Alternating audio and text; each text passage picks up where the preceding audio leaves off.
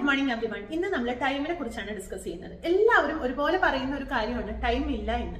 Actually time ഇല്ലാത്തതല്ല നമ്മുടെ കുഴപ്പം, നമുക്ക് ടൈം പ്രോപ്പർ ആയിട്ട് മാനേജ് ചെയ്യാൻ സാധിക്കുന്നില്ല എന്നതാണ്. മനസ്സിലായോ? കൃത്യമായി ടൈം മാനേജ് ചെയ്യാനാണ് നമ്മൾ പഠിക്കേണ്ടത്. സോ എനിക്ക് നിങ്ങളോട് പറയാനുള്ളത്, നമ്മളൊരു കോഴ്സിന് ജോയിൻ ചെയ്യുമ്പോൾ അല്ലെങ്കിൽ ഒരു എക്സാമിന് പ്രിപ്പയർ ചെയ്യാൻ തുടങ്ങുമ്പോൾ ആദ്യം ആലോചിക്കേണ്ടത്, എനിക്ക് ഒരു ദിവസം 1 മണിക്കൂറെങ്കിലും പഠിക്കാൻ കിട്ടുമോ എന്നതിനേക്കാളും 5 മിനിറ്റെങ്കിലും എനിക്ക് ഉണ്ടാവുമോ, ഞാൻ വിചാരിച്ചാൽ 10 മിനിറ്റ് എനിക്കൊരു ദിവസം കിട്ടുമോ, ഉണ്ടെങ്കിൽ ധൈര്യമായിട്ട് നിങ്ങൾ ഇറങ്ങി പുറപ്പെട്ടുള്ളൂ. ഇത് പറയാൻ മറ്റൊരു കാരണം കൂടി ഉണ്ട്.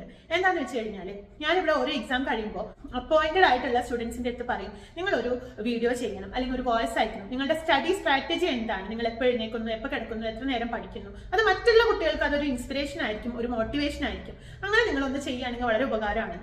അപ്പൊ അവർ എന്നോട് പറയുന്ന ഒരു കാര്യം, മിസ്സേ അങ്ങനെ ഒരാളോട് പറയാനുള്ള ഒരു നല്ലൊരു റൂട്ടീൻ എനിക്കില്ല. കാരണം എനിക്ക് 1.5 വയസ്സുള്ള ഒരു കുഞ്ഞുണ്ട്, ഞാൻ അതിന്റെ പുറകെ ഓട്ടത്തിനിടയിൽ കിട്ടുന്ന 5-10 മിനിറ്റുകളാണ് ആകെ പഠിക്കുന്നത്. രാവിലെ ആകെ 1 മണിക്കൂർ പോലും തികച്ചിരിക്കാൻ എനിക്ക് സാധിക്കാറില്ല. പല 5 മിനിറ്റുകൾ ചേർത്ത് വെച്ചാണ് ഞാൻ എന്റെ ഓരോ മണിക്കൂർ ഉണ്ടാക്കുന്നത്. അവരാണ് ഇന്ന് പല പോസ്റ്റുകളിൽ ഇരിക്കുന്നത്. മാത്രമല്ല 10, 12, 13 മണിക്കൂർ കണ്ടിന്യൂസ് ആയിട്ട് ഇരുന്ന് പഠിക്കുന്നവർക്ക് ഒന്നും തന്നെ ലിസ്റ്റിൽ വരാനോ ജോലി നേടാനോ സാധിക്കില്ല. അവരുടെ ബ്രെയിൻ വളരെ വീക്കായിരിക്കും. 5-10 മിനിറ്റുകൾ പഠിക്കുക, ദെൻ ബ്രേക്ക് എടുക്കുക, നിങ്ങളുടെ കാര്യങ്ങൾ ചെയ്യുക, വീണ്ടും ഇരിക്കുക.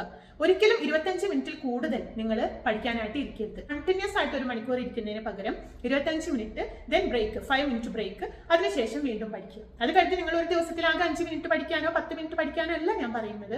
കൃത്യമായ ബ്രേക്കുകൾ എടുക്കുക, അല്ലെങ്കിൽ നമ്മുടെ ബ്രെയിൻ വളരെ വീക്കായിരിക്കും. ഫോർ എക്സാമ്പിൾ, നമ്മൾ ഒരു അലമാരയിൽ തുണികൾ കുത്തി നിറച്ച് വെച്ച് കഴിഞ്ഞാൽ അതിൽ നിന്ന് ഒരു ഷോൾ എടുക്കാനും ഒരു പാൻസ് എടുക്കാനും ഒരു ടോപ്പ് എടുക്കാനും അത് മൊത്തം വാരി വലിച്ചിട്ട് അതിൽ നിന്ന് തരണം. പിന്നെ ടെൻഷനായി, നേരമില്ല, പെട്ടെന്ന് ഇറങ്ങണം.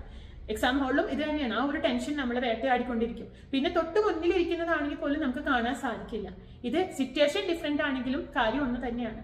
അതെന്തുകൊണ്ടാണ്? നല്ല രീതിയിലുള്ള അറേഞ്ച്മെന്റ്, പ്രിപ്പറേഷൻ നമ്മൾ നടത്താത്തതാണ്, അല്ലെ? പക്ഷെ കൃത്യമായി അറേഞ്ച് ചെയ്തിട്ടുള്ള ഒരു അലമാരയാണെങ്കിൽ, വളരെ നീറ്റായിട്ട് വെച്ചിട്ടുള്ള ഒരു അലമാരയാണെങ്കിൽ, ഒരു മുട്ടുസൂചി പോലും വളരെ ഈസി ആയിട്ട് നമുക്ക് എടുക്കാൻ സാധിക്കും.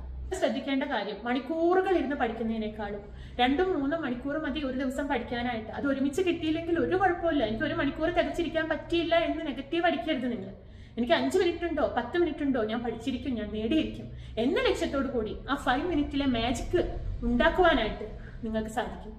അതാണ് ഏറ്റവും നല്ല സ്റ്റഡി. അങ്ങനെയുള്ളവരുടെ ബ്രെയിൻ എപ്പോഴും ഫ്രഷ് ആയിട്ടിരിക്കും. നമ്മൾ എപ്പോഴും ചിന്തിക്കുന്ന കാര്യമാണ്, 5 മിനിറ്റിൽ ഇപ്പൊ എന്ത് ചെയ്യാനോ പറ്റും.